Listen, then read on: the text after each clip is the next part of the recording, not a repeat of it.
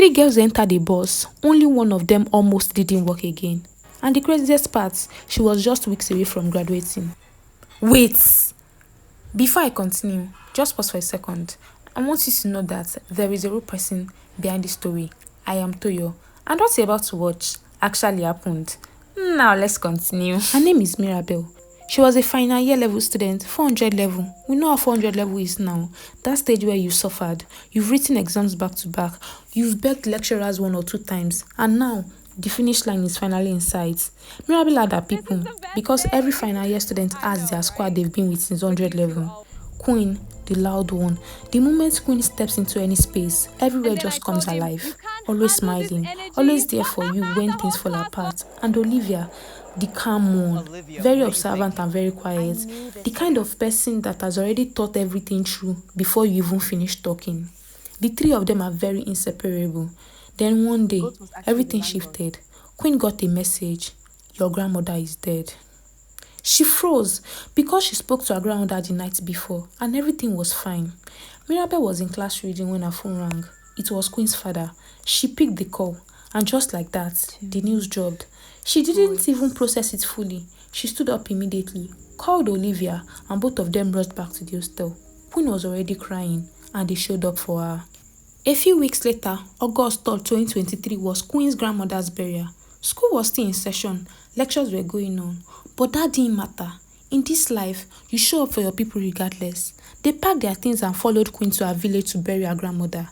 They boarded a bus. They were just 40 minutes away. Just 40 minutes away. The road was smooth. The driver wasn't speeding. Everything felt normal. Then, a truck slammed into them. No warning, no time to think. 4 seconds. Everything happened in 4 seconds. 1, 2, 3, 4. Queen didn't sustain any injury. Olivia had small cuts. But Mirabel, her right foot took everything. She fell to the ground, not even sure whether to scream or cry. She just stared at the sky, and the only thing that was on her mind, I haven't graduated yet. Not, why me? Not, help. Just, I haven't finished. They rushed her to the hospital. Queen called Mirabel's parents. Her mother screamed, Jesus! Her father went silent. It was late. Mirabel's parents couldn't travel that night. They waited till the next morning. By the next day, they were there. They took Mirabel to a better hospital where they stitched her foot very well. Few hours later, 2 doctors came in to check the impact of the accident. They looked at her foot X-ray. One said plastic surgery. The orthopedic doctor said something heavier. Amputation.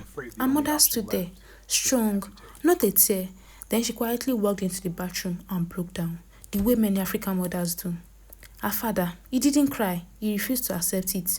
He grabbed her wheelchair and kept pushing her up and down the hospital corridor, like movement alone could change the outcome.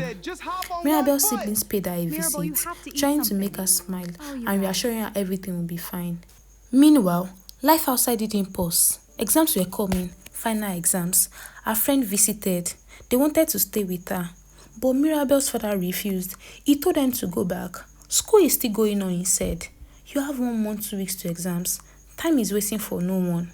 A few days later, her father drove 4 hours to her school.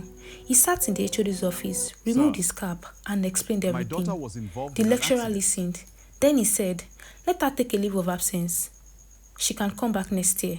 Her father nodded. Thank you, sir. He walked out. He sat in his car and stayed there for a long time. Because how do you process that? When he finally told Mirabel, he didn't sit immediately. Then it did. Graduate next year. 3 words that felt like a life sentence. Her mates were already talking about NYC, job hunting, the future. And her own part was paused. That night, she dragged herself to the bathroom with crutches. She sat on the cold floor and she cried. Not loud, not dramatic, just deep. She asked God, if this is how it ends, then what was the point? Silence. Then something shifted. She said it felt like warmth. Like a quiet voice inside her saying, not yet. Not like this. Get up. So she got up. Not because she had a plan. She got up because something inside her decided that an accident was not going to write the final chapter of her life. The next day, she made a decision. She was going back to the school. She told her parents. Her parents looked at her like, are you serious? She hadn't even fully healed, but she didn't wait. A few days later, Mirabel returned to campus with her bandaged foot and crutches. Was she slow? Omo, she was very slow, but she was moving. She hasn't fully recovered yet. People stared. Some people pitied her. Confusion, admiration. One man by the gate just handed her a bottle of cold water and said sorry. Mirabel didn't want pity, but she accepted kindness. Every single day, she woke up early, cleaned the wound, dressed it, applied honey, rubbed it again. She was fighting, not just for healing, but for the life she had already seen in her mind, and she refused to let it go. 3 weeks later, she went back to the hospital. New x-ray. The doctor looked, then looked again, then looked at her. He was shocked. The foot was healing, the same foot they had almost given up on. When they told her mother the good news, she closed her eyes and whispered prayers. Mirabel went back to school focused. She read. She wrote her final exams. Graduation day came. And if you have ever struggled for something, you know this kind of moments hit differently. Campus was full. Families everywhere.